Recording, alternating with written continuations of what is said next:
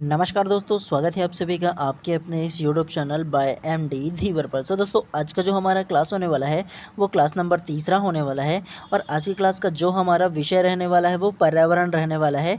और आज की क्लास का जो हमारा टॉपिक रहने वाला है वो पर्यावरण के बारे में बच्चों की समझ के बारे में जानेंगे। मतलब जब ना शुरुआती कक्षाओं में जब बच्चे पर्यावरण के बारे में जब जानना शुरू करते हैं ना, तो वो अपने आसपास के पर्यावरण, पेड़ पौधे, जीव जंतु को देख करके किस प्रकार से वो समझता है, अपनी जो मेंटेलिटी है वो किस प्रकार से विकसित करता है पर्यावरण के बारे में, इन तमाम चीज़ों के बारे में ना विस्तार पूर्वक हम लोग पढ़ेंगे। ठीक है, तो सबसे पहले हम लोग क्या करेंगे, मैं आप लोगों को थोड़ा सा ना इसका थ्योरी को पढ़ाऊंगा। और इसके थ्योरी को पढ़ाने के बाद ना फिर हम लोग ना 20 से 25 एमसीक्यू करेंगे, जिससे हम लोग ना हम जो थ्योरी पढ़ेंगे उसको और उसके बाद एमसीक्यू करेंगे ना, तो हमारा जो सोचने समझने की जो क्षमता है वो काफ़ी बेहतर तरीके से हो पाएगा। तो सबसे पहले आप लोग क्या कीजिएगा, सबसे पहले थ्योरी को ना बहुत अच्छे तरीके से समझने की कोशिश कीजिएगा। ठीक है, सारे सरल से सरल तरीकों से ना मैं आप लोगों को पढ़ाने की कोशिश करूंगा। और ये पर्यावरण के बारे में जो बच्चों की समझ का जो टॉपिक है ना, वो पर्यावरण के पेडागोजी का टॉपिक है। ठीक है, तो सबसे पहले हम लोग पेडागोजी को कंप्लीट कर लेंगे, उसके बाद फिर नॉर्मल पर्यावरण है ना, जैसे पारिस्थितिक तंत्र के बारे में या अलग अलग जो टॉपिक है उसके बारे में फिर पढ़ना हम लोग स्टार्ट करेंगे। ठीक है, तो सबसे पहले आप लोगों को क्या करना है, ध्यानपूर्वक इसके थ्योरी को पढ़ते हुए चलना है। उससे पहले आप सभी लोगों से एक हम्बल रिक्वेस्ट है कि अगर आप लोग चैनल पर नए होंगे तो चैनल को सब्सक्राइब कर लेना और बेल आइकन को दबा लेना, ताकि इसी प्रकार की जब भी मैं क्लास लेकर आऊँ ना तो सबसे पहले आप लोगों को प्रॉपर टाइम पे ना नोटिफिकेशन मिल पाए। तो इसीलिए ज़्यादा जरूरी कि आप चैनल को सब्सक्राइब कर दो। ठीक है, और आज का ये जो क्लास है ना उसका हो जाने के बाद ना इसका जो पूरा पीडीएफ है वो मैं अपने टेलीग्राम चैनल पर डाल दूंगा।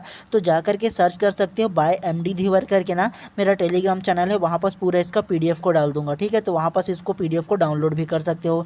इसके अलावा आप सभी लोगों को एक और इन्फॉर्मेशन दे दूँ, आप लोगों का एक और जो सब्जेक्ट है ना सीजीटेट एग्जाम के लिए आप लोगों का बाल विकास मतलब जो सीडीपी है उसका ना मैं अपने एक और जो चैनल है उसमें आप लोग का 6 से 7 क्लास ले चुका हूँ अभी तक की। तो नहीं देखे होंगे ना, तो जा करके सर्च कीजिए धीवर एकेडमी करके ना, तो मेरा एक और चैनल है उसमें आप लोगों का बाल विकास को ना मैं सरल से सरल तरीके से आप लोगों को ये भी पढ़ा रहा हूँ। ठीक है, तो उसको जा करके देख लीजिए ताकि आप लोगों का तैयारी बेहतर तरीके से हो पाए। ठीक है, चलिए ज़्यादा देर ना करते हुए अब हम लोग ना इसके थ्योरी को ध्यानपूर्वक पढ़ते हैं। तो आप लोग क्या कीजिएगा, ध्यान से पढ़ने की कोशिश कीजिएगा, नहीं पढ़ोगे ना तो कोई दिक्कत नहीं, केवल आप लोग सुनिएगा। ठीक है, चलिए सबसे पहले इसकी थ्योरी को ध्यान से पढ़िए।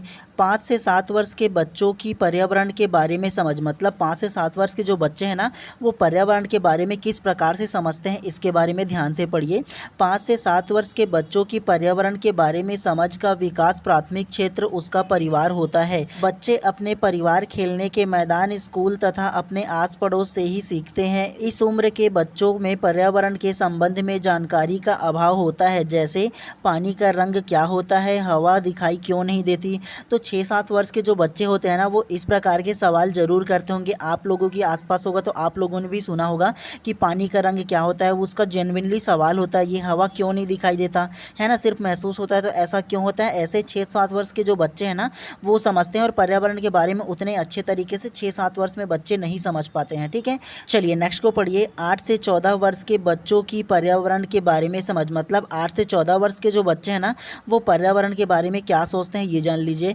इस उम्र के बच्चों में पर्यावरण के बारे में उसकी समझ का विकास उम्र के साथ साथ बढ़ती रहती है। वह अपने आसपास के वस्तुओं के बारे में चिंतन करने लगता है, वह जानने का प्रयास करता है कि कौन सजीव है या कौन निर्जीव है। इस उम्र के बच्चों की समझ का विकास तीव्र गति से होता है, जैसे मनुष्य, पशु पक्षी, पेड़ पौधे आदि क्यों निर्जीव है। चलिए नेक्स्ट को इसी प्रकार से पढ़ते हुए चलते हैं। बच्चों का दृष्टिकोण, मतलब बच्चे जो छोटे होते हैं ना वो किस प्रकार से सोचते हैं, इन सारी चीज़ों के बारे में सिर्फ पढ़ेंगे और एक बार पढ़ने से आप लोगों को अच्छे से समझ में आ जाएगा। ठीक है, तो ध्यान से इसकी थ्योरी को पढ़िए। जीन पियाजे ने बच्चों के शारीरिक, मानसिक तथा सांस्कृतिक दृष्टिकोण का अवलोकन किया तथा यह भी जानने का प्रयास किया कि उम्र बढ़ने के साथ साथ बच्चों की सोच में कैसे परिवर्तन आता है। नेक्स्ट को पढ़िए। पियाजे ने खुशहाल वातावरण में छोटे छोटे बच्चों से यह जानने का प्रयास किया कि उसके आसपास उपस्थित चीज़ें क्या है और कैसे बनती है। पियाजे ने अपने इस विश्लेषण को 3 चरणों में विभाजित किया। तो जीन पियाजे ने बच्चों के विश्लेषण को कितने भागों में बांटा है, तो 3 भागों में बांटा है, ये आप लोगों को याद रखना है। ठीक है, फर्स्ट को पढ़िए, प्रथम चरण मानव निर्मित। तो पियाजे ने ना प्रथम चरण को मानव निर्मित टॉपिक में बांटा है। ठीक है, तो इसके टॉपिक को आप लोगों को याद रखना है, इसके थ्योरी को ध्यान से पढ़ो। प्रथम चरण में लकड़ी के बारे में बच्चों की समझ जानने के लिए 4 4 साल के बच्चों से प्रश्न पूछा जाता है कि पेड़ कौन उगाते हैं, तो वह कहते हैं कि दुकानदार बीज बनाता है और उसको ज़मीन में बोया जाता है, तब वह पेड़ बनता है। मतलब यह है कि 4 साल के जो बच्चे हैं ना, वो पेड़ पौधे के बारे में क्या सोचते हैं, जीन पियाजे के अनुसार तो 4 साल के जो बच्चे हैं वो पेड़ कैसे बनता है उसके बारे में सोचते हैं कि जो दुकानदार है ना, वो जो बीज है ना जो पेड़ का उसको बनाता है और उसको ज़मीन में बोया जाता है, तब ये पेड़ उगता है। तो ये एक 4 साल के बच्चे का सोच है, ठीक है। मतलब बच्चों का जो दृष्टिकोण है ना, वो 4 साल की उम्र में इस प्रकार से होता है, ये जीन पियाजे ने बताने का प्रयत्न किया है, ठीक है।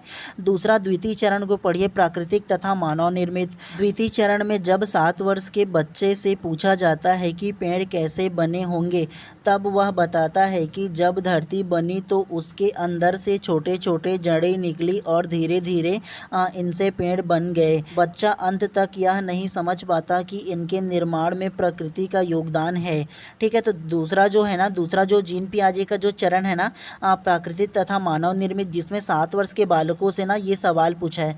प्रथम चरण में कितने वर्ष के बालक से सवाल पूछा था, तो 4 वर्ष। तो आप लोगों को नोट करके रखना है ऐसे टॉपिक को, ठीक है। दूसरा 7 वर्ष के बालक से पूछा है ये जो प्रश्न है वो। चलिए एक और जो चरण है ना उसको पढ़ते हैं सबसे फर्स्ट, तो उसको भी ध्यान से पढ़िए, ठीक है। जीन पियाजे के तृतीय चरण में क्या बोला है, प्रकृति, ठीक है। तो जीन पियाजे तृतीय चरण में क्या है, प्रकृति है, ये भी आप लोगों को नोट करना है। चलिए इसके थ्योरी को ध्यान से पढ़िए।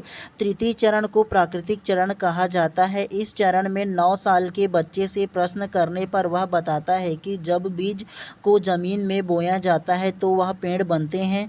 वह बताते हैं कि इस प्रक्रिया में प्रकृति का महत्वपूर्ण योगदान है। इसमें बच्चे सही स्पष्टीकरण देने में कुशल होते हैं, परंतु पूरी तरह से स्पष्टीकरण नहीं दे पाते। तो जीन पियाजे के जो तृतीय चरण है ना प्राकृतिक, इसमें 9 साल के बच्चों से ये प्रश्न पूछा गया था कि जो पेड़ पौधे वो कैसे उगते हैं। तो वो 9 साल के बच्चा बताता है कि जब एक बीज को ज़मीन पर बोया गया तब वो पेड़ बनता है धीरे धीरे करके, और इसमें प्रकृति का ना महत्वपूर्ण योगदान है। इसमें जो बच्चा है 9 साल का वो धीरे धीरे प्रकृति के बारे में समझने लगता है, ठीक है। तो तीनों जो चरण है ना जीन पियाजे के ना, तो उसको आप लोगों को याद रखना है, ठीक है। चलिए नेक्स्ट में पढ़ते हैं, बच्चे निम्न आधार पर सीखते हैं। तो बच्चे कैसे सीखते हैं इसके बारे में दिया गया है। सबसे फर्स्ट अनुभव, मतलब एक्सपीरियंस के बेस पर ना बच्चे सीखते हैं। तो कैसे अनुभव के माध्यम से सीखते हैं इसको ध्यान से पढ़िए। बच्चे अपने पूर्व अनुभव के आधार पर किसी वस्तु का प्रत्यक्ष अनुभव प्राप्त करते हैं। पर्यावरण अध्ययन की कक्षा में विषय को बच्चे के अनुभव से जोड़ने पर सीखने की प्रक्रिया को बढ़ावा मिलता है। जैसे एग्जाम्पल दिया है, पढ़िए। बच्चे जब पहली बार सांप को देखता है तो उसे पकड़ने की कोशिश करता है, लेकिन जब उसे एहसास होता है कि सांप से उसको हानि है तो वो सांप से डरने लगता है। तो पहला अनुभव के माध्यम से बच्चा सीखता है, तो ये याद रखना है। दूसरा अनुकरण के माध्यम से सीखता है। तो अनुकरण क्या होता है ये जान लो। बच्चे अपने आसपास में होने वाली गतिविधियां, जैसे अपने परिवार के सदस्यों अथवा अपने पड़ोस के लोगों के व्यवहार को देखकर उसका नकल करने का प्रयास करते हैं। जैसे बच्चे बिल्ली के म्याऊं म्याऊं करने से उसका नकल करने लग जाता है। तो अनुकरण के द्वारा ना बच्चे सीखते हैं, ठीक है। अनुकरण मतलब किसी चीज़ को फॉलो करना, ठीक है। थर्ड को पढ़िए, अनुकूलन के द्वारा। तो अनुकूलन क्या है ये जान लो। बच्चे अपने आसपास से स्वतः सीखने का स्वाभाविक क्षमता होती है। बच्चे जब नए परिवेश में प्रवेश करते हैं तो वह नवीन परिस्थितियों के साथ सामंजस्य स्थापित करने का प्रयास करता है। मतलब जो बच्चा है ना किसी नए जगह में जाता है ना देखने के लिए, तो सबसे पहला आश्चर्यचकित होकर के देखता है और उस जगह में ना अपने आप को अनुकूलन करने का, सामंजस्य स्थापित करने का प्रयत्न करता है, ठीक है। चलिए चौथा, अवलोकन के द्वारा बच्चे सीखते हैं। तो अवलोकन क्या होता है इसको जानते हैं। बच्चों को पर्यावरण का पूर्णतः ज्ञान देने का उपयुक्त साधन अवलोकन है। जैसे बच्चों को चिड़ियाघर ले जाया जाए तो वह स्वयं अवलोकन करके सीख जाता है कि हिरण कैसे दौड़ता है, बंदर कैसे उछलता है आदि। अवलोकन का मतलब यह है कि कोई नया जगह जब आप लोग बच्चों को ले जाओगे ना, तो वो खुद अपने आप से देख करके, समझ करके सीखता है, खुद देख करके, ठीक है। तो वो अवलोकन के माध्यम से सीखता है, ठीक है। अवलोकन मतलब ऑब्जर्वेशन के माध्यम से ना खुद सीख सकता है सारा चीज़ को देख करके, ठीक है। जब वो पुस्तकीय ज्ञान से पढ़ा रहेगा या सुना रहेगा और डायरेक्ट जा करके देखेगा ना, तो वो बहुत अच्छे तरीके से सीख पाता है वो बालक है वो। पांचवा, निर्देश के माध्यम से एक बालक सीखता है। कैसा निर्देश? बच्चे को यदि उचित प्रकार से अनुदेशन प्राप्त हो तो वह सीख सकता है। जैसे बच्चे मिट्टी का कोई आकार दे रहा हो तो उसे उचित निर्देशन मिलने पर वह उस वस्तु का निर्माण कर सकता है। मतलब यह है कि देखो, अगर घर में ना कोई मिट्टी का काम चल रहा होता है तो आप लोगों ने बालक को भी देखा होगा कि वो भी मिट्टी पकड़ के कुछ ना कुछ आकृति बनाने की कोशिश करता है, और आप उसे डायरेक्शन दो, निर्देश निर्देश दो ना तो वो कोई ना कोई अच्छा आकृति बना ही लेता है, आप लोगों ने देखा होगा। तो निर्देश के माध्यम से भी एक जो बालक है वो सीख सकता है, तो इसमें ये बोला गया है। ठीक है, चलिए अब हम लोग ना अब तक के ना सबसे इम्पोर्टेंट टॉपिक को पढ़ते हुए चलते हैं। इसमें से हमेशा प्रश्न पूछा जाता है, जैसे रचनावाद क्या है, उसके अलावा स्कीम क्या है और स्कीमा क्या है। तो इसको आप लोगों को बहुत अच्छे से पढ़ना है। ठीक है, स्कीम, स्कीमा और रचनावाद के बारे में सबसे पहले ना इसको थ्योरी को ध्यान से पढ़ेंगे हम लोग। चलिए सबसे पहले रचनावाद क्या है इसके बारे में जानते हैं। इसको जानने से पहले ना आप सभी लोगों के लिए एक इंपॉर्टेंट नोटिस है, ध्यानपूर्वक सुनिएगा। ठीक है, आप लोगों के मन में ना कई प्रकार के अगर सवाल आ रहे होंगे और उन सवाल का जवाब जानने के लिए अगर आप चाहते हो कि मैं अपना पर्सनल नंबर आप लोगों को सजेस्ट कर सकूं ताकि आप डायरेक्ट मेरे से बात कर सको और आप किसी भी प्रकार की ओपिनियन, राय वगैरह लेना चाहो ना, तो सारा चीज़ के लिए ना सबसे पहले आप क्या कीजिए, सबसे पहले आप मेरे इंस्टाग्राम आईडी पर जाइए, जाकर के ना सर्च कीजिए बाय MD धीवर करके ना, तो वहाँ पास आप लोगों को मेरा प्रोफाइल मिल जाएगा और वहाँ पास आप लोगों को क्या करना है, कमेंट बॉक्स में जाकर ना आप लोग कमेंट कीजिए कि सर आप अपना पर्सनल नंबर दीजिए बोल करके ना। सबसे पहले मैं अपना फ़ोनपे का नंबर दे दूंगा और वहाँ आप लोगों को केवल 200 फ़ोनपे करना है। उसके बाद मैं अपना पर्सनल नंबर आप लोगों को सजेस्ट कर दूंगा। ठीक है, मतलब दे दूंगा और उसके बाद कभी भी आप लोग मेरे से डायरेक्ट बात कर सकते हो। किसी भी प्रकार के अगर सवाल चाहिए तो उस सवाल का ना हल भी आप लोग जान सकते हो। ठीक है,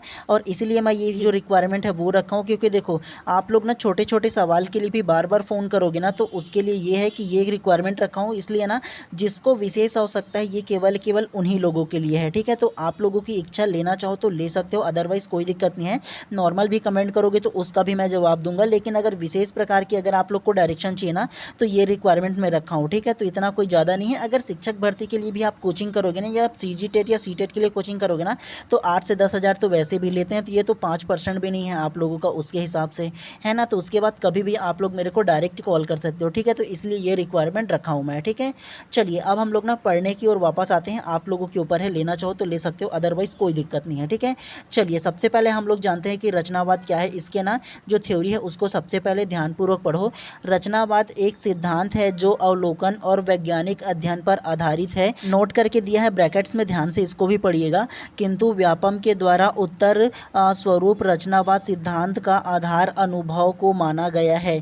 तो व्यापम ने किसको ये जो रचनावाद है उसे माना है, तो व्यापम ने ना अनुभव को रचनावाद में आना है। ठीक है, लेकिन इसको ना इसके बाद वाले को ध्यान से पढ़ो, जिसमें यह ज्ञात होता है कि बच्चे कैसे सीखते हैं। अधिगमकर्ता विभिन्न गतिविधि के माध्यम से सीखते हैं, अपनी अवधारणा बनाते हैं, इसे ही रचनावाद कहते हैं।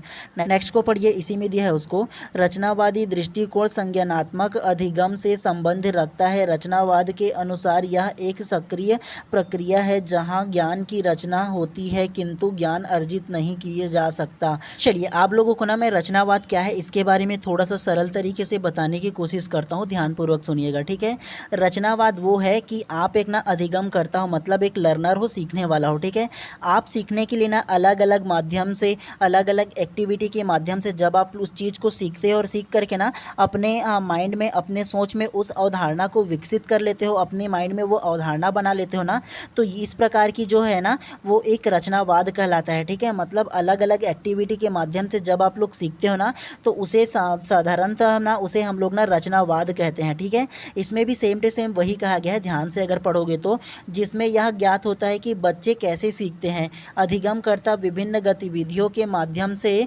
सीखते हैं, अपनी अवधारणा बनाते हैं, इसे ही रचनावाद कहते हैं। एक लाइन में ये स्पष्ट हो गया। ठीक है, आप लोगों को ये जो लाइन है ना उसको नोट करके रखना है, इंपॉर्टेंट है आप लोगों के लिए। ठीक है, रचनावाद क्या है तो आप लोगों को ना ये लाइन को याद रखोगे तभी आप लोगों को समझ में आएगा। ठीक है, तो रटोगे नहीं, आप लोगों को केवल समझना है। ठीक है, चलिए उसके अलावा स्कीम क्या है इसके बारे में ध्यानपूर्वक समझते हुए चलते हैं। बच्चे अपने समझ के आधार पर अपने मन में जो अवधारणा बनाते हैं उसे स्कीम कहते हैं। तो स्कीम किसे कहते हैं समझ में आया ना। बच्चे अपने समझ के आधार पर अपने मन में जो अवधारणा बनाते हैं, मतलब किसी चीज़ को लेकर मैं अगर कहीं सोचूं और सोच करके ना उस चीज़ के बारे में मैं अपना अवधारणा बना लूं कि हाँ प्लेन ऐसे होता है और प्लेन में बैठने का आनंद इस प्रकार से होता है, ये मेरे मन में अवधारणा बन गया ना, तो ये अवधारणा जो है वो स्कीम कहलाता है। समझ में आया ना। पियाजे के अनुसार, पियाजे ने क्या बताया इसको पढ़ लो। एक समान स्थिति में किसी क्रिया को बार बार दोहराने पर व्यापीकृत और बेहतर होती जाती है, उसे स्कीम कहते हैं। तो पियाजे के अनुसार क्या बोला है, किसी चीज़ को जब आप लोग इसे पढ़ोगे समझोगे ना तो बार बार वो चीज़ को आप रिपीट करोगे, दोहराओगे, तो वो व्यापीकरण बार बार वो होगा ना, तो वो चीज़ आपसे बेहतर होगा। सरल तरीके से और बताऊँ ना, पियाजे के अनुसार पियाजे जो है वो क्या बोलना चाहता है, तो जब आप किसी कार्य को करते हैं ना, तो उस कार्य को जब आप बार बार दोहराते हो ना, तो उस कार्य में आप एक्सपर्ट हो जाते हो, महारत उसमें हासिल कर लेते हो ना। तो उस प्रकार की जब आप महारत हासिल कर लेते हो तो उसे स्कीम कहा जाता है। ये पियाजे बोला है। लेकिन ये लाइन प्रॉपर स्कीम जो क्या है ना, उसको परिभाषित करता है। तो इसे आप लोगों को नोट करके रखना है, ये वाले जो लाइन है उसको, ठीक है। ये ज़्यादा इंपॉर्टेंट है आप लोगों के लिए। जैसे करके एग्जाम्पल इसमें दिया है, ध्यान से इसको भी पढ़िए। बच्चे ने सबसे पहले काले कुत्ते को देखा, इस प्रकार की उसकी समझ यह होगी कि जानवर का रंग काला होता है। यदि उसे जानवर के बारे में पूछा जाए तो काले कुत्ते के बारे में बता पाएंगे। अगली बार जब वह बिल्ली को देखती है तो जानवरों के संबंध में अपने विचार बनाती जाएगी। मतलब ये है कि पहली बार कोई चीज़ को देखेगा ना, तो सिर्फ उसी के बारे में बताएगा, लेकिन उसी प्रकार की अलग अलग प्रजाति को देखेंगे ना, तो उस जो कुत्ता काले को देखा है उसी पर फिर बिल्ली को भी ऐड करेगी और अपना जो विचार है ना वो बनाती जाएगी अलग अलग, ठीक है। तो ये पियाजे ने कहा है। चलिए अब हम लोग ना स्कीमा के बारे में जानते हैं। पियाजे के अनुसार स्कीमा मानसिक रूप से यह निरूपित करता है कि सूचनाओं को कैसे व्यवस्थित और व्याख्यायित किया जाता है। स्कीमा बालक में पूर्वानुमानों की संगठनात्मक संरचना है। जैसे करके एग्जाम्पल दिया है, इसके थ्रू हम लोग समझने की कोशिश करेंगे, ठीक है। बच्चे ने सबसे पहले काले कुत्ते को देखा, इस प्रकार की उसकी मस्तिष्क में एक कुत्ते की छवि बनी। आगे चलकर शायद और कुत्ते के बारे में पढ़कर या सुनकर कुत्ते की उसकी दिमागी छवि धीरे धीरे विस्तृत होती जाएगी और इस तरह के संज्ञान संरचना को स्कीमा कहा जाता है।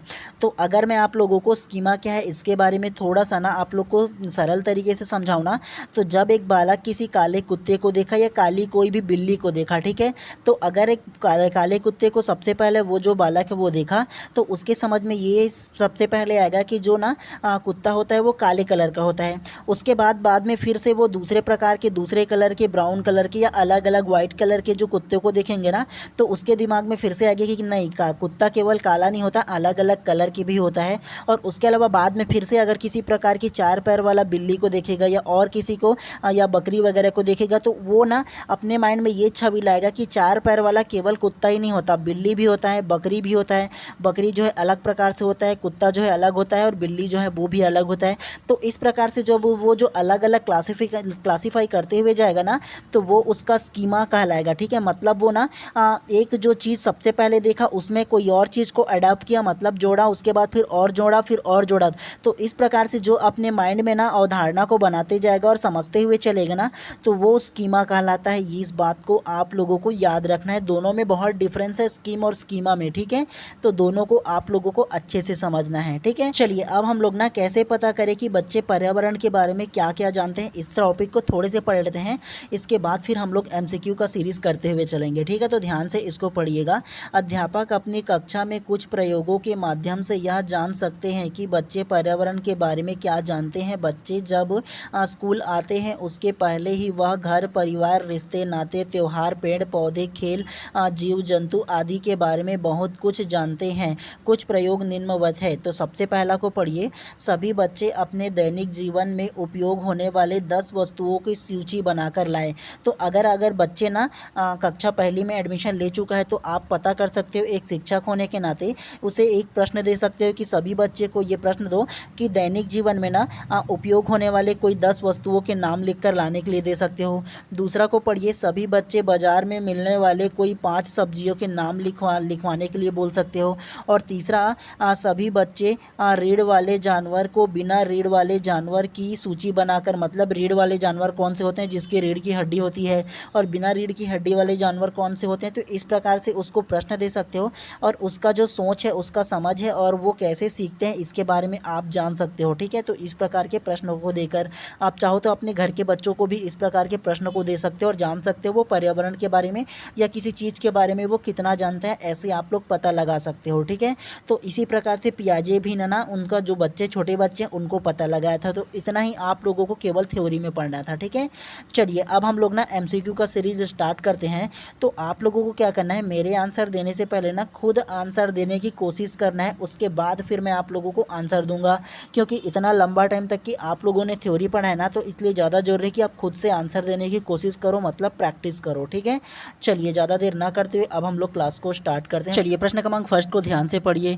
सीखने में शिक्षक की भूमिका क्या होती है? है? ऑप्शन ए ज्ञानदाता, ऑप्शन बी मार्गदर्शक, ऑप्शन सी प्रेरक या ऑप्शन डी सुविधादाता। तो क्या इसका आंसर होगा बताइए सबसे पहले आप। तो प्रश्न क्रमांक 1 का जो करेक्ट आंसर है ना वो आप लोगों का ऑप्शन नंबर बी मार्गदर्शक करेक्ट हो जाएगा। कैसे? सीखने में शिक्षक की भूमिका क्या होती है? तो सीखने में जो शिक्षक की भूमिका है ना वो मार्गदर्शक होता है। और एक बात आप लोगों को और बता दूं, यही प्रश्न अगर थोड़े से और घुमा करके आता ना तो ऑप्शन नंबर डी होता। कैसे होता? तो देखो इसमें बोला है सीखने में शिक्षक की भूमिका है, तो सीखने में जो शिक्षक की भूमिका है ना वो मार्गदर्शक के रूप में है। लेकिन अगर यही प्रश्न बोला जाता कि बच्चों के संबंध में शिक्षक की भूमिका बोला जाता, तो बच्चे के संबंध में शिक्षक की जो भूमिका है या बच्चों के संबंध में शिक्षक का दायित्व जो है ना वो सुविधादाता के लिए होता। ठीक है, तो अगर प्रश्न में थोड़े से डिफरेंट है, ध्यानपूर्वक देखिए। इसमें बोला है सीखने में शिक्षक की भूमिका, तो सीखने में जो शिक्षक की भूमिका है वो मार्गदर्शक है, लेकिन बच्चों के संबंध में अगर शिक्षक की भूमिका होता ना तो वो सुविधादाता के रूप में होता। ठीक है, दोनों प्रश्न में डिफरेंस है, दोनों को आप लोगों को ना क्लासीफाई करके पढ़ना है तब समझ में आएगा। ठीक है, चलिए प्रश्न क्रमांक 2 को ध्यान से पढ़िए। रचनावाद का सिद्धांत निम्न में से किस पर आधारित है? ऑप्शन ए अवलोकन पर, ऑप्शन बी वैज्ञानिक अध्ययन पर, ऑप्शन सी ए और बी दोनों पर या ऑप्शन डी अनुभव पर। तो क्या इसका आंसर होगा बताइए सबसे पहले आप। तो प्रश्न क्रमांक 2 का जो करेक्ट आंसर है ना वो आप लोगों का ऑप्शन नंबर डी अनुभव पर करेक्ट हो जाएगा। कैसे? रचनावाद का सिद्धांत निम्न में से किस पर आधारित है? तो अब भी आप लोगों को जस्ट थ्योरी में मैं पढ़ाया था ना कि रचनावाद को जो सिद्धांत है वो अनुभव पर आधारित होता है, मतलब अपने एक्सपीरियंस के बेस पर, मतलब बार बार किसी चीज़ को जब आप लोग सीखोगे ना प्रैक्टिस करके या एक्टिविटी के माध्यम से, तब आप लोग अनुभव करके ही ना सीखोगे। जी हाँ, रचनावाद को मैंने नोट करने के लिए बोला था ना आप लोगों को सबसे फर्स्ट में। तो प्रश्न क्रमांक 2 का जो करेक्ट आंसर है ना ऑप्शन नंबर डी जो है अनुभव पर करेक्ट हो जाएगा। और अनेक लोगों ने ना ऑप्शन नंबर सी को ले लेते हैं। हम लोग की ये मानसिकता हो जाती है ना कि ए और बी जैसे देखे वो या उपयुक्त सभी देखे वो, तो इसको आंखें मूंद करके सीधा हम लोग ना टिक मार देते हैं कि यही होगा बोल करके। तो तुक्का आप लोगों को नहीं मारना है, अभी टाइम है, अच्छे से प्रैक्टिस कीजिएगा। ठीक है, तो प्रश्न क्रमांक 2 का जो करेक्ट आंसर रहेगा ना ऑप्शन नंबर डी ही करेक्ट हो जाएगा। ठीक है, चलिए नेक्स्ट को इसी प्रकार से फिर से पढ़ते हुए चलते हैं। चलिए प्रश्न क्रमांक 3 को ध्यान से पढ़िए। बच्चों की नज़र में पर्यावरण के कौन से आयाम की अधिकता दिखाई देती है? ऑप्शन ए भौतिक, ऑप्शन बी सामाजिक, ऑप्शन सी सांस्कृतिक या ऑप्शन डी राजनीतिक। तो क्या इसका आंसर होगा बताइए सबसे पहले आप। तो प्रश्न क्रमांक 3 का जो करेक्ट आंसर है ना वो आप लोगों का ऑप्शन नंबर ए भौतिक करेक्ट हो जाएगा। कैसे? बच्चों की नज़र में पर्यावरण के कौन से आयाम की अधिकता दिखाई देती है? तो जब हम लोग थ्योरी पढ़ रहे थे तभी आप लोगों ने ध्यान से समझा होगा ना, तो आप लोग को पता चला होगा कि जो एक छोटा बालक होता है ना वो केवल भौतिक रूप से वो जो पर्यावरण है उसको देखता है, मतलब वृक्ष वगैरह को देखता है, पेड़ पौधे और बाकी जितने भी जीव जंतु उसको प्रत्यक्ष रूप से देखता है, मतलब भौतिक रूप से वो देखता है। ठीक है, सामाजिक, राजनीतिक या सांस्कृतिक रूप से वो नहीं देखता। ठीक है, तो केवल भौतिक रूप से जो उनकी आंखों में नजर आता है केवल वही देख पाता है जो बालक है वो।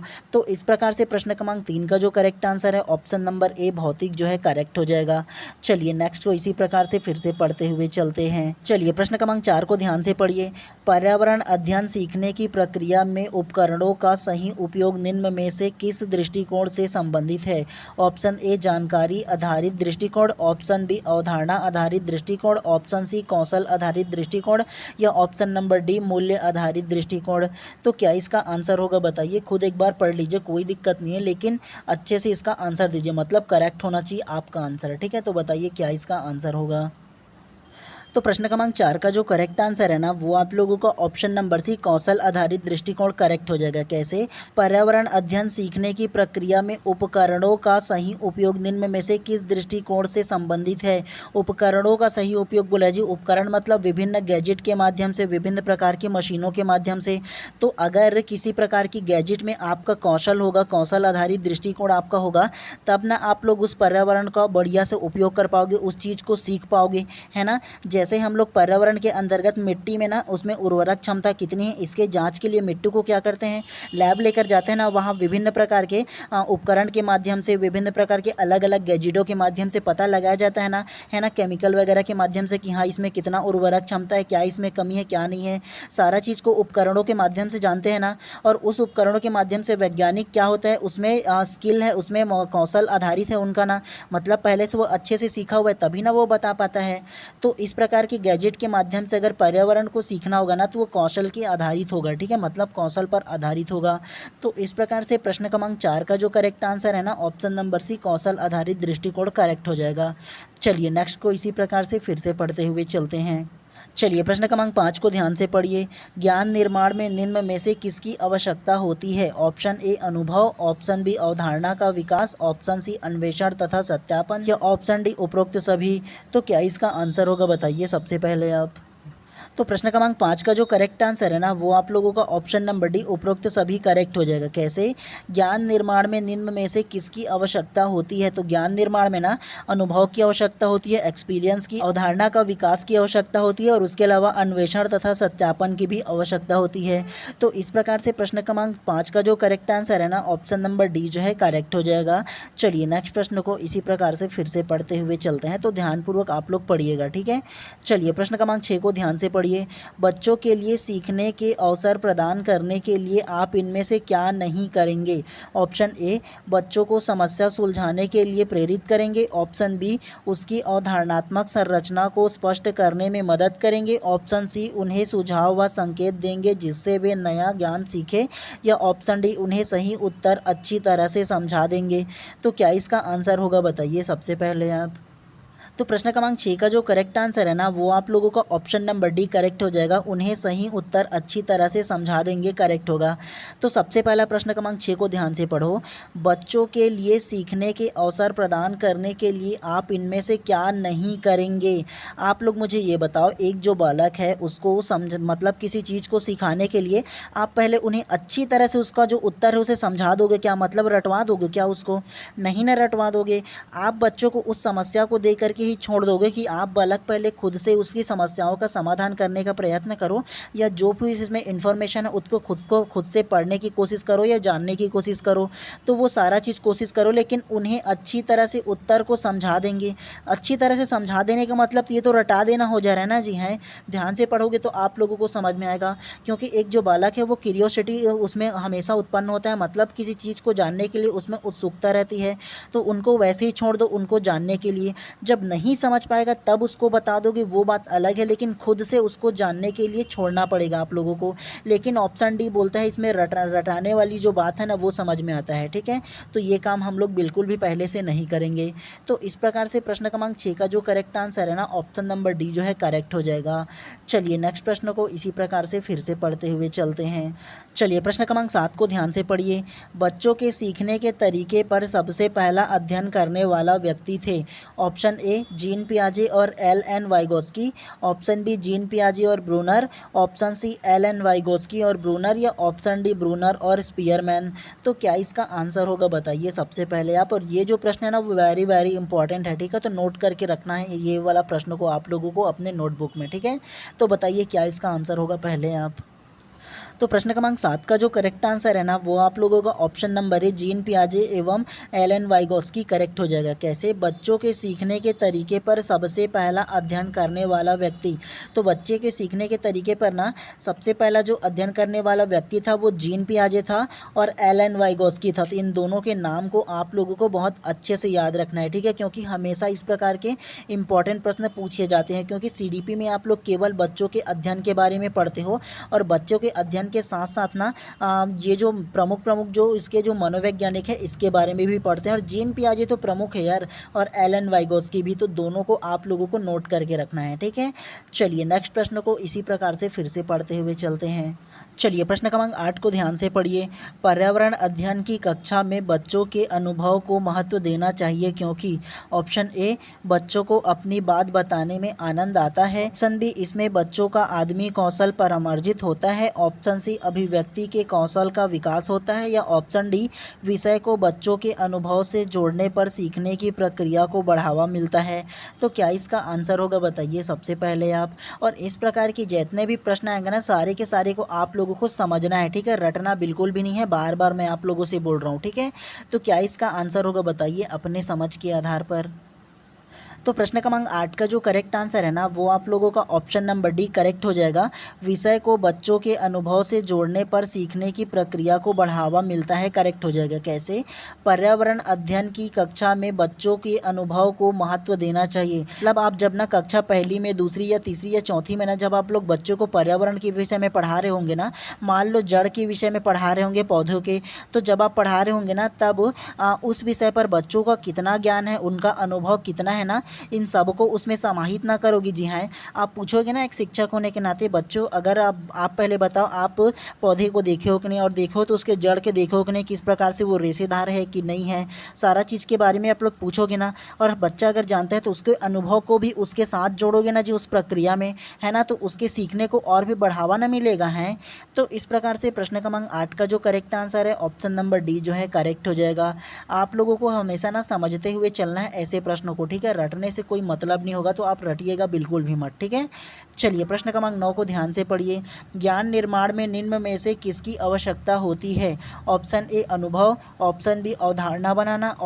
चलिए प्रश्न क्रमांक 9 को ध्यान से पढ़िए। ज्ञान निर्माण में निम्न में से किसकी आवश्यकता होती है? ऑप्शन ए अनुभव, ऑप्शन बी अवधारणा बनाना, ऑप्शन सी अन्वेषण विधियां एवं सत्यापन, या ऑप्शन डी उपरोक्त सभी। ये तो सेम प्रश्न है जो हम लोगों ने पिछले प्रश्न में पढ़ा था वो। तो प्रश्न क्रमांक 9 का जो करेक्ट आंसर होगा ना वो आप लोगों का ऑप्शन नंबर डी उपरोक्त सभी करेक्ट हो जाएगा। ये मैं इसलिए बता रहा हूँ क्योंकि सेम रिपीटेड प्रश्न हो गया है, ठीक है। देखिए, ज्ञान निर्माण में निम्न में से किसकी आवश्यकता होती है? तो अनुभव की भी आवश्यकता होती है, अवधारणा बनाने की आवश्यकता होती है, अन्वेषण विधि एवं सत्यापन की आवश्यकता होती है। तो उपयुक्त सभी इसमें करेक्ट हो जाएगा, ठीक है। चलिए नेक्स्ट प्रश्न को इसी प्रकार से फिर से पढ़ते हैं। चलिए प्रश्न क्रमांक 10 को ध्यान से पढ़िए। चंद्रमा प्रतिदिन अपना आकार किसके कारण बदलता रहता है? ऑप्शन ए सूर्य के चारों ओर परिक्रमा, ऑप्शन बी पृथ्वी के चारों ओर परिक्रमा, ऑप्शन सी अंतरिक्ष में बाईं ओर से दाईं ओर गति, या ऑप्शन डी आकाश में पूर्व से पश्चिम की ओर गति। तो क्या इसका आंसर होगा बताइए सबसे पहले आप। और ऐसे प्रश्न ना इंपॉर्टेंट होते हैं, ठीक है, नोट कर लीजिएगा ये भी प्रश्न को। तो क्या इसका आंसर होगा पहले अब बताइए। तो प्रश्न क्रमांक 10 का जो करेक्ट आंसर होगा ना वो आप लोगों का ऑप्शन नंबर बी पृथ्वी के चारों ओर परिक्रमा करेक्ट हो जाएगा। कैसे? चंद्रमा प्रतिदिन अपना आकार किसके कारण बदलता है? तो चंद्रमा जो है ना पृथ्वी के चारों ओर जो चंद्रमा है वो घूमता है, इस वजह से ना अपना आकार प्रतिदिन बदलते रहता है। ये बात आप लोगों को याद रखना है। और आप लोगों को पता होगा ना कि ये जो सूर्य है, मान के चलो ये सूर्य है ना, तो सूर्य का जो चक्कर है वो पृथ्वी लगाता है, और पृथ्वी के ना साथ साथ ये जो चंद्रमा है ना वो ऐसे घूमते हुए जो पृथ्वी के ना वो भी चक्कर लगाता है, और सूर्य के साथ साथ में ऐसे चक्कर लगाते हुए रहता है, ठीक है। जैसे ये पृथ्वी जो है ना वो यहाँ से घूमकर अगर यहाँ पहुँचा है ना, तो पृथ्वी के साथ जो चंद्रमा है वो भी घूम करके यहाँ पास ऐसे पहुँच जाता है, ठीक है। तो इसको भी ऐसे चक्कर लगाते हुए जो पृथ्वी है ना वो ऐसे चलते रहता है, ठीक है, पृथ्वी और चंद्रमा जो है उसको चक्कर लगाते हुए। तो ये जो चंद्रमा है ना पृथ्वी के चक्कर को लगाने के कारण ना अपने आकार में ना बदलते रहता है, मतलब अपने आकार को हमेशा बदलते रहता है। ये बात आप लोगों को याद रखना है, ठीक है। तो इस प्रकार से प्रश्न क्रमांक 10 का जो करेक्ट आंसर होगा ना ऑप्शन नंबर बी पृथ्वी के चारों ओर परिक्रमा करने के कारण ना चंद्रमा अपना जो आकार है वो बदलते रहता है, ठीक है। चलिए नेक्स्ट प्रश्न को इसी प्रकार से फिर से पढ़ते हुए चलते हैं। चलिए प्रश्न क्रमांक 11 को ध्यान से पढ़िए। किन दो तारों को जोड़ने तथा उस लाइन को आगे बढ़ाने से ध्रुव तारे को पहचाना जा सकता है? ऑप्शन ए 1 एवं 2, ऑप्शन बी 6 एवं 7, ऑप्शन सी 3 एवं 4, या ऑप्शन डी 5 एवं 6। तो क्या इसका आंसर होगा बताइए सबसे पहले आप। तो प्रश्न क्रमांक 11 का जो करेक्ट आंसर है ना वो आप लोगों को ऑप्शन नंबर बी 6 एवं 7 करेक्ट हो जाएगा। कैसे? तो किन दो तारों को जोड़ने तथा उस लाइन को आगे बढ़ाने से ध्रुव तारे को पहचाना जा सकता है? तो 6 नंबर का तारा और 7 नंबर के तारे को ना आपस में जोड़ने के बाद ना ये ध्रुव तारे के समान ना पहचाना जा सकता है। ये आप लोगों को याद रखना है। ये जो इमेज है ना उसको नोट करके रख लेना, ठीक है। ये जो 6 और 7 को जोड़ोगे ना तो वो ध्रुव तारे की जो पहचान है ना वो पहचाना जा सकता है। ये बात आप लोगों को याद रखना है, ठीक है। तो इस प्रकार से प्रश्न क्रमांक 11 का जो करेक्ट आंसर है ऑप्शन नंबर बी जो है करेक्ट हो जाएगा। चलिए नेक्स्ट प्रश्न को इसी प्रकार से फिर से पढ़ते हुए चलते हैं। चलिए प्रश्न क्रमांक 12 को ध्यान से पढ़िए। थोड़े से कूट टाइप से अब प्रश्न आ रहे हैं, ठीक है। यदि आप बच्चों को इस राज्य के उत्तरी हिस्से में दूर ले जाते हैं तथा कहते हैं कि हाथियों के झुंड के बारे में सही कथन को चुनिए, उसका संभावित उत्तर क्या होगा? मतलब ये जो 3 ऑप्शन दिया ना उसमें आप लोगों को बताना है, ठीक है। सबसे पहला ए को ध्यान से पढ़िए। हाथियों के झुंड में केवल हथनियाँ और 14-15 वर्ष के बच्चे ही रहते हैं। बी को पढ़िए। हाथियों के झुंड में किसी एक ही परिवार के सदस्य होते हैं। सी को पढ़िए, एक झुंड में हथनियों और बच्चों की संख्या कितनी भी हो सकती है। डी को पढ़िए, झुंड की सबसे बुजुर्ग हथनी ही पूरे झुंड का नेता होती है। तो आप लोगों को बताना है ऑप्शन ए और बी, ऑप्शन बी ए और सी, ऑप्शन सी बी और डी, या ऑप्शन डी सी और डी। तो क्या इसका आंसर होगा, आप लोगों को इसमें से बताना है। तो क्या इसका आंसर होगा बताइए। दोबारा पढ़ लीजिए ध्यान से, कोई दिक्कत नहीं है, लेकिन सही आंसर आप लोगों का होना चाहिए, ठीक है। तो प्रश्न क्रमांक 12 का जो करेक्ट आंसर है ना, वो आप लोगों का ऑप्शन नंबर डी, सी एवं डी करेक्ट हो जाएगा। कैसे, तो चलिए सबसे पहले प्रश्न क्रमांक 12 को थोड़े ध्यान से पढ़िए। यदि आप बच्चों को इस राज्य के उत्तरी हिस्से में दूरी पर ले जाते हैं तथा कहते हैं कि हाथियों के झुंड के बारे में सही कथन को चुनिए, उसका संभावित उत्तर क्या होगा। मतलब आप ना बच्चों को ना थोड़ा सा उसके संभावित उत्तर को चुनने के लिए बोलते हैं हाथियों के झुंड के बारे में, ठीक है। ये आप लोगों के लिए ना थोड़ा स्टेटमेंट टाइप से दिया है, लेकिन एक्चुअल में ऐसा नहीं है, ठीक है। ध्यान से आप लोग ना ये जो चारों स्टेटमेंट दिया है उसको ध्यान से पढ़िएगा, तो आप लोगों को ऐसे ही समझ में आ जाएगा। सबसे पहला ए को पढ़ो, हाथियों के झुंड में केवल हथनियां और 14-15 वर्ष के बच्चे ही रहते हैं। तो ए में इसमें केवल बोला गया है, केवल हथनियां बोला है ना, और 14-15 वर्ष के बच्चे बोले हैं, तो इससे छोटा भी रहता है और बड़ा भी रहता है, तो ये स्टेटमेंट इसका गलत हो जाएगा, ठीक है। बी को पढ़ो, हाथियों के झुंड में किसी एक ही परिवार के सदस्य होते हैं, तो ये नहीं, ये भी गलत हो जाएगा। एक ही परिवार के सदस्य नहीं होते, विभिन्न अलग अलग परिवार के सदस्य होते हैं, ठीक है। उसके अलावा सी को पढ़ो, एक ही झुंड में हथनियों और बच्चों की संख्या कितनी भी हो सकती है, तो ये करेक्ट है। मतलब एक जो हाथियों का झुंड रहेगा ना, उसमें हथनियाँ रहेगी और उसके बच्चों की कितनी भी संख्या हो सकती है, मतलब 10, 20, 50, 100 कितनी भी हो सकती है, तो ये करेक्ट हो जाएगा। और उसके अलावा डी को पढ़ो, झुंड की सबसे बुजुर्ग हथनी ही पूरे झुंड का नेता होती है। तो देखो, जो एक हाथियों का जो झुंड होता है ना, उसमें जो सबसे बुजुर्ग जो हथनी होती है ना, वो उस झुंड का सदस्य होता है, मतलब उसका पूरा नेता होता है। ये बात आप लोगों को याद रखना है। और आप लोगों ने देखा होगा अनेक प्रकार के वीडियोस के माध्यम में भी, एक जो बड़ी हथनी होती है ना, वो आगे चलता है, उसके पीछे पीछे सारे जो उसका झुंड होता है वो चलते रहता है, ठीक है। और एक बात आप लोगों को बता दूं, ये जो हाथियों के झुंड है उसके फैक्ट के बारे में, हाथियों के झुंड में ना केवल हथनियों का पूरा समूह रहता है, ठीक है, और छोटे बच्चे रहते हैं, और इसमें हाथी जो नर समुदाय है ना, वो उतना नहीं रहता है, ठीक है। एक बार गूगल करके और भी देख लीजिएगा तो आप लोग अच्छे से समझ जाओगे, ठीक है। तो इस प्रकार से प्रश्न क्रमांक 12 का जो करेक्ट आंसर है ना, ऑप्शन नंबर डी, सी एवं डी केवल ही करेक्ट हो जाएगा, ठीक है। चलिए प्रश्न क्रमांक 13 को ध्यान से पढ़िए। बच्चों को कहे कि वे देखें कि पक्षी अपनी गर्दन को बहुत अधिक हिला सकते हैं, इसके कारण के संबंध में इसका संभावित उत्तर होगा। ऑप्शन ए, वे उड़ सकते हैं, ऑप्शन बी, पक्षी की आँख की पुतली स्थिर होती है, ऑप्शन सी, पक्षियों की आँखें छोटी होती है, या ऑप्शन डी, उनके कान पंखों से ढके होते हैं। तो क्या इसका आंसर होगा बताइए सबसे पहले आप। तो प्रश्न क्रमांक 13 का जो करेक्ट आंसर है ना, वो आप लोगों का ऑप्शन नंबर बी, पक्षियों की आंख की पुतली स्थिर होती है, करेक्ट हो जाएगा। कैसे, आप बच्चों से कहते हो ना एक शिक्षक होने के नाते कि पक्षी अपनी गर्दन को बहुत अधिक हिला सकते हैं, इसके कारण के संबंध में जो बच्चों का जो संभावित उत्तर होगा वो क्या होगा बोलेंगे ना, तो बच्चों का जो उत्तर आएगा वो आएगा पक्षियों की आँख की जो पुतली है वो स्थिर होती है। आप लोगों ने अनेक प्रकार के पक्षी देखे होंगे, उसकी जो आँख की पुतली है ना, वो एक जगह स्थिर होती है, इसलिए वो कहीं पर देखने के लिए ना अपने पूरे गर्दन को इधर उधर मोड़ लेते हैं, ठीक है।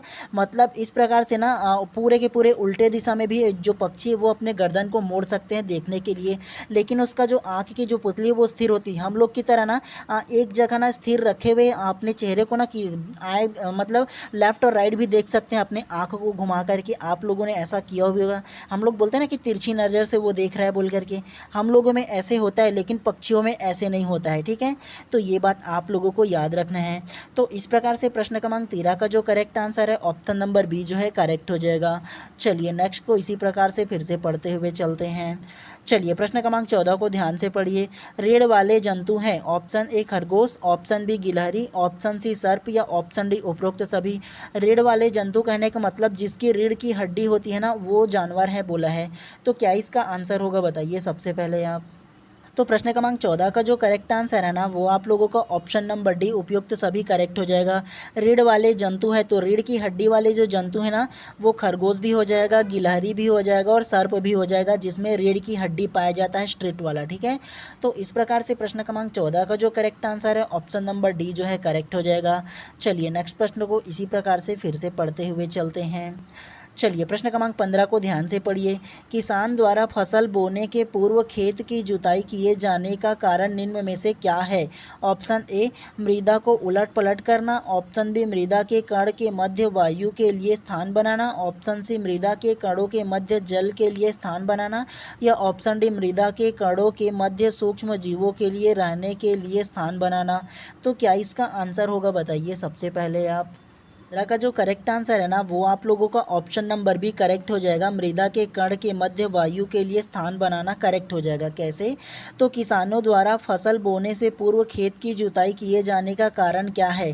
तो अगर प्रश्न 15 को थोड़े से और सरल तरीके से समझाओ ना, तो आप लोगों ने किसानों को देखा होगा कि वर्षा होने से पहले जब खेत जो सूखा ही रहता है ना, तभी जो ट्रैक्टर के माध्यम से ना अपने खेत को जोतवा दिया जाता है ना। उसका कारण क्या होता है कि मृदा के कण के मध्य ना वायु के लिए स्थान बनाना। मतलब ये है कि जब ना एक खेत को जब जोता जाता है ना सूखे में ना, तो उसका जो मिट्टी है ना वो उर्वरक क्षमता उसकी बनी रहे, और साथ में उसमें ऑक्सीजन का लेवल जो है ना वो भी अच्छी प्रकार से ना मिट्टी में घुल जाए। मतलब वायु के माध्यम से ना जो ऑक्सीजन है वो भी उसमें घुल जाए, उसका वायु भी ना उसमें पहुंच जाए। इसलिए ना किसान ना जो वर्षा होने से पहले ना खेतों की जुताई करवा देता है, ठीक है। और उसका जो मुख्य कारण है वो वायु को ना उसके लिए स्थान बनाना है, या ऑक्सीजन के लिए उसको स्थान बनाना, ठीक है। तो इस प्रकार से प्रश्न क्रमांक 15 का जो करेक्ट आंसर है ऑप्शन नंबर बी जो है करेक्ट हो जाएगा। चलिए नेक्स्ट प्रश्न को इसी प्रकार से फिर से पढ़ते हुए चलते हैं। चलिए प्रश्न क्रमांक 16 को ध्यान से पढ़िए। पर्यावरण में होने वाले किस परिवर्तन के कारण रेखा की मां ने उसे पेड़ के नीचे सोने से मना किया? Option A carbon dioxide gas की कमी, option B carbon dioxide gas की अधिकता, ऑप्शन सी ऑक्सीजन की मात्रा में कमी, या ऑप्शन डी ऑक्सीजन की मात्रा में अधिकता। तो क्या इसका आंसर होगा बताइए सबसे पहले आप। तो प्रश्न क्रमांक 16 का जो करेक्ट आंसर है ना वो आप लोगों का ऑप्शन नंबर सी ऑक्सीजन की मात्रा में कमी करेक्ट हो जाएगा। कैसे? पर्यावरण में होने वाले किस परिवर्तन के कारण रेखा की मां ने उसे पेड़ के नीचे सोने से मना किया? और अधिकतर जो बुजुर्ग भी होते हैं ना वो कहते हैं कि रात के टाइम ना पेड़ के नीचे नहीं सोना चाहिए, खास तौर से भी बोला जाता है, ठीक है। एक्चुअल वजह ये होता है कि रात के समय ना जो पेड़ पौधे जो होते हैं ना वो कार्बन डाइऑक्साइड छोड़ने लगता है, ठीक है, और इसके कारण ऑक्सीजन की कमी होती जाती है। इस वजह से ना पेड़ के नीचे सोने से मना किया जाता है, ठीक है, ऑक्सीजन की कमी के कारण। तो ये बात आप लोगों को याद रखना है। और एक बात आप लोगों को बता दूं, एक जो पेड़ होता है वो दिन के समय में ना कार्बन डाइऑक्साइड को ग्रहण करते हैं और ऑक्सीजन को छोड़ते हैं, ठीक है। मतलब वो भी श्वसन क्रिया में ऐसे यूज़ करता है कि कार्बन डाइऑक्साइड को ग्रहण करते हैं और ऑक्सीजन को छोड़ते हैं। और एक जो मनुष्य होता है वो आप लोगों को पता होगा कि कार्बन डाइऑक्साइड छोड़ते हैं और ऑक्सीजन को ग्रहण करते हैं। तो एक दूसरे से ये दोनों ना अपोजिट डायरेक्शन में रहते हैं, ठीक है। तो ये बात आप लोगों को याद रखना है, ठीक है। तो इस प्रकार से प्रश्न क्रमांक 16 का जो करेक्ट आंसर है ऑप्शन नंबर सी जो है करेक्ट हो जाएगा। चलिए नेक्स्ट प्रश्न को इसी प्रकार से फिर से पढ़ते हुए चलते हैं। चलिए प्रश्न क्रमांक 17 को ध्यान से पढ़िए।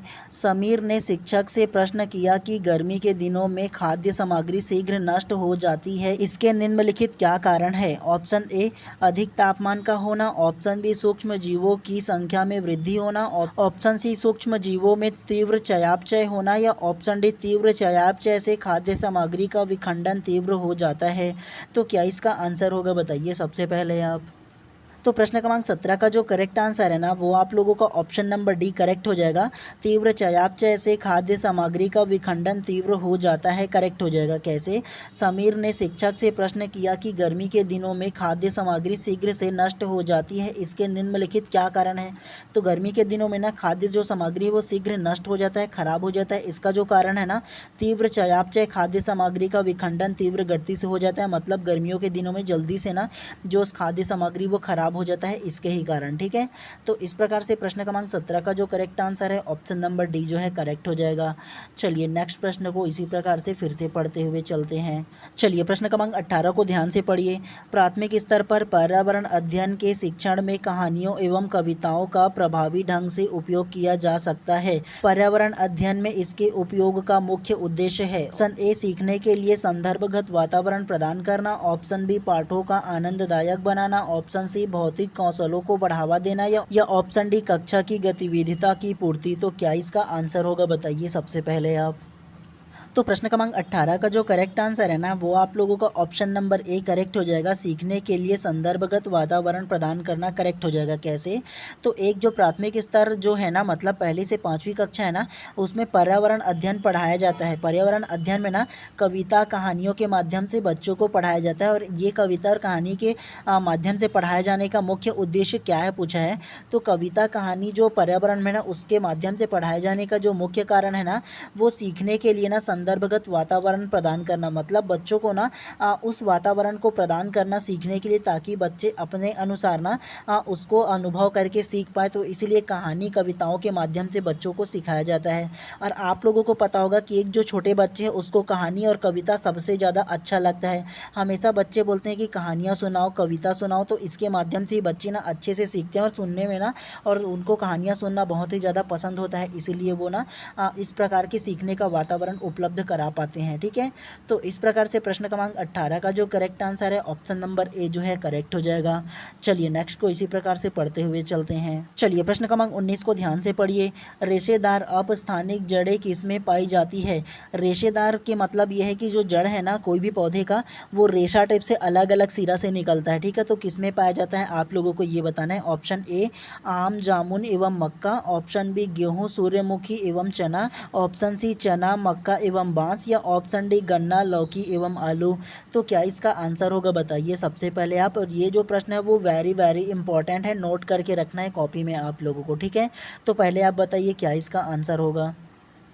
तो प्रश्न क्रमांक 19 का जो करेक्ट आंसर है ना वो आप लोगों का ऑप्शन नंबर सी करेक्ट हो जाएगा। गन्ना, मक्का एवं बांस जो है ना वो रेशेदार पौधे के अंतर्गत आता है। ठीक है, मतलब ये है कि जो ना पौधे है ना उसका रेशेदार जो जड़ होता है ना, तो वो कौन कौन से है। तो गन्ना में रेशेदार जड़ पाया जाता है, मक्का मतलब भुट्टा जो है उसमें रेशेदार जड़ पाया जाता है, और बांस जो है ना उसमें रेशेदार जड़ पाया जाता है। ये बात आप लोगों को याद रखना है। और अगर ऑप्शन नंबर डी को देखें ना तो गन्ना भी करेक्ट हो जाएगा, लौकी भी करेक्ट हो जाएगा, लेकिन आलू जो है ना वो रेशेदार नहीं होता है। ठीक है, तो ये बात आप लोगों को याद रखना है। रेशेदार जो जड़ होगा ना वो गन्ना में पाया जाता है, मक्का में पाया जाता है और बांस में पाया जाता है। ठीक है, तो इतनी सी बातें आप लोगों को याद रखना है ना। चलिए नेक्स्ट प्रश्न को इसी प्रकार से फिर से पढ़ते हुए चलते हैं। चलिए प्रश्न क्रमांक 20 को ध्यान से पढ़िए। निम्नलिखित में से उसे चुनिए जो अपनी मादा की पहचान उसके गंध से कई किलोमीटर दूर से ही कर लेता है। ऑप्शन ए चींटी, ऑप्शन बी मच्छर, ऑप्शन सी रेशम का कीड़ा, या ऑप्शन डी मधुमक्खी। तो क्या इसका आंसर होगा बताइए सबसे पहले आप। तो प्रश्न क्रमांक 20 का जो करेक्ट आंसर है ना वो आप लोगों का ऑप्शन नंबर सी रेशम का कीड़ा करेक्ट हो जाएगा। कैसे? निम्नलिखित में से उसको चुनिए जो अपनी मादा की पहचान उसके गंध से कई किलोमीटर दूर से कर लेता है। तो वो रेशम के कीड़ा करेक्ट हो जाएगा। ठीक है, तो इस प्रकार से प्रश्न क्रमांक 20 का जो करेक्ट आंसर होगा ना वो रेशम का कीड़ा करेक्ट हो जाएगा, क्योंकि रेशम के जो कीड़े हैं ना वो अपने जो फीमेल है, अपनी जो मादा है ना उसकी पहचान कई किलोमीटर दूर से केवल गंध के माध्यम से कर लेता है। ठीक है, आप लोगों का आंसर चींटी भी होगा मुझे पता है, लेकिन रेशम का कीड़ा इसमें करेक्ट हो जाएगा। ये बात आप लोगों को याद रखना है। ठीक है, चलिए प्रश्न क्रमांक 21 को ध्यान से पढ़िए। रेखा की मां खाली स्थान के लिए रोजाना तालाब से लाए पानी में फिटकिरी डालती है। ऑप्शन ए हल्के निलंबित अवद्रव्यों को अवसादित करने, ऑप्शन बी कठोर जल को मृदुल जल में परिवर्तित करने, ऑप्शन सी पानी में मौजूदा रोगाणुओं को खत्म करने, या ऑप्शन डी पानी को रंग रहित करने। तो क्या इसका आंसर होगा बताइए सबसे पहले आप। तो प्रश्न क्रमांक 21 का जो करेक्ट आंसर है ना वो आप लोगों का ऑप्शन नंबर ए करेक्ट हो जाएगा। हल्के निलंबित अवद्रव्यों को अवसादित करने के लिए करेक्ट हो जाएगा। कैसे? रेखा की मां खाली स्थान के लिए रोजाना तालाब से लाए पानी में फिटकरी डालती है। तो फिटकरी ना डाले जाने का जो मुख्य कारण है वो हल्के निलंबित अवद्रव्यों को अवसादित करने के लिए जो फिटकरी है ना वो डाला जाता है। ये बात आप लोगों को याद रखना है। ठीक है, चलिए नेक्स्ट प्रश्न को इसी प्रकार से पढ़ते हुए चलते हैं। चलिए प्रश्न क्रमांक 22 को ध्यान से पढ़िए। ज्ञान निर्माण के संदर्भ में कौन सा कथन गलत है? ऑप्शन ए अनुभव की आवश्यकता का ना होना, ऑप्शन बी अवधारणा बनना, ऑप्शन सी अन्वेषण की गतिविधियों की आवश्यकता, या ऑप्शन डी सत्यापन प्रक्रियाओं की आवश्यकता। तो क्या इसका आंसर होगा बताइए सबसे पहले आप।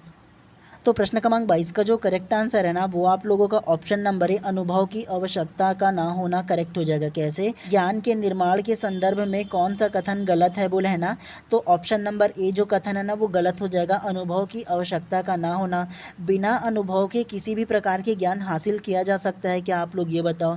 अनुभव के माध्यम से, और जो आपका पुराना अनुभव जो एक्सपीरियंस होगा वो, और नया जो आप लोग सीखोगे वो, दोनों को एक दूसरे से जोड़कर ही आप लोग नए ज्ञान का निर्माण किया जा सकता है। ठीक है, तो इस प्रकार से प्रश्न क्रमांक 22 का जो करेक्ट आंसर होगा ऑप्शन नंबर ए जो है करेक्ट हो जाएगा। चलिए नेक्स्ट प्रश्न को इसी प्रकार से पढ़ते हुए चलते हैं। चलिए प्रश्न क्रमांक 23 को ध्यान से पढ़िए। निम्न में से कौन रचनावादी ढंग से सीखने की प्रक्रिया का भाग नहीं है? ऑप्शन ए कार्य करने में ज़्यादा जानकार व्यक्ति से मदद नहीं मिलती है, ऑप्शन बी कार्य करने में खुद की मदद, ऑप्शन सी कार्य सहज हो जाती है, या ऑप्शन डी प्रक्रिया का उपयोग बार बार किया जाता है। तो क्या इसका आंसर होगा बताइए सबसे पहले आप। तो प्रश्न क्रमांक 23 का जो करेक्ट आंसर है ना वो आप लोगों का ऑप्शन नंबर ए करेक्ट हो जाएगा। कार्य करने में ज़्यादा जानकार व्यक्ति से मदद नहीं मिलती है करेक्ट हो जाएगा। कैसे? निम्न में से कौन सा रचनावादी ढंग से सीखने की प्रक्रिया का भाग नहीं है? तो रचनावादी ढंग से सीखने की जो प्रक्रिया है ना उसका जो भाग नहीं है वो ऑप्शन नंबर ए हो जाएगा। कार्य करने में ज़्यादा जानकार व्यक्ति से मदद नहीं मिलती करेक्ट हो जाएगा। तो इस प्रकार से प्रश्न क्रमांक 23 का जो करेक्ट आंसर है ऑप्शन नंबर ए जो है करेक्ट हो जाएगा। चलिए नेक्स्ट प्रश्न को इसी प्रकार से पढ़ते हुए चलते हैं। चलिए प्रश्न क्रमांक 24 को ध्यान से पढ़िए। सर्वेक्षण एवं विश्लेषण से बच्चों की पर्यावरण के बारे में समझ को जाना जाता है। यह जानने वाली समझ निम्न में से कौन सी है? ऑप्शन ए ध्यान से देखना, ऑप्शन बी महसूस करना, ऑप्शन सी याद रख पाना, या ऑप्शन डी उपरोक्त सभी। तो क्या इसका आंसर होगा बताइए सबसे पहले आप। तो प्रश्न क्रमांक 24 का जो करेक्ट आंसर है ना वो आप लोगों का ऑप्शन नंबर डी उपरोक्त सभी करेक्ट हो जाएगा। कैसे? सर्वेक्षण एवं विश्लेषण से बच्चों की पर्यावरण के बारे में समझ को जाना जाता है। यह जानने वाला समझ निम्न में से कौन सा है? तो ध्यान देना भी करेक्ट हो जाएगा, महसूस करना भी करेक्ट हो जाएगा, और याद रखना भी करेक्ट हो जाएगा। तो इस प्रकार से प्रश्न क्रमांक 24 का जो करेक्ट आंसर है ऑप्शन नंबर डी जो है करेक्ट हो जाएगा। चलिए आज के क्लास के अंतिम प्रश्न को ना ध्यानपूर्वक पढ़ते हुए चलते हैं, तो ध्यान से आप लोग भी पढ़ते हुए चलिएगा। ठीक है, चलिए प्रश्न क्रमांक 25 को ध्यान से पढ़िए। प्राथमिक स्तर पर पर्यावरण अध्ययन में परिवार महत्वपूर्ण भूमिका निभाता है क्योंकि ऑप्शन ए परिवार में समझदार व्यक्ति होते हैं, ऑप्शन बी बच्चे से परिवार का जुड़ाव होता है, ऑप्शन सी यह वास्तविक स्थितियों में सीखने के अवसर उपलब्ध कराता है, या ऑप्शन डी परिवार और विद्यालय एक दूसरे से संबंधित होते हैं। तो क्या इसका आंसर होगा बताइए सबसे पहले आप। तो प्रश्न क्रमांक 25 का जो करेक्ट आंसर है ना वो आप लोगों का ऑप्शन नंबर सी करेक्ट हो जाएगा। यह वास्तविक स्थितियों में सीखने के अवसर उपलब्ध कराता है करेक्ट हो जाएगा। कैसे? प्राथमिक स्तर पर मतलब पहली से पाँचवीं में ना पर्यावरण अध्ययन में परिवार की महत्वपूर्ण भूमिका निभाती है। तो परिवार जो है ना एक वास्तविक स्थिति सीखने का जो अवसर है ना वो उपलब्ध कराता है। ये बात आप लोगों को याद रखना है।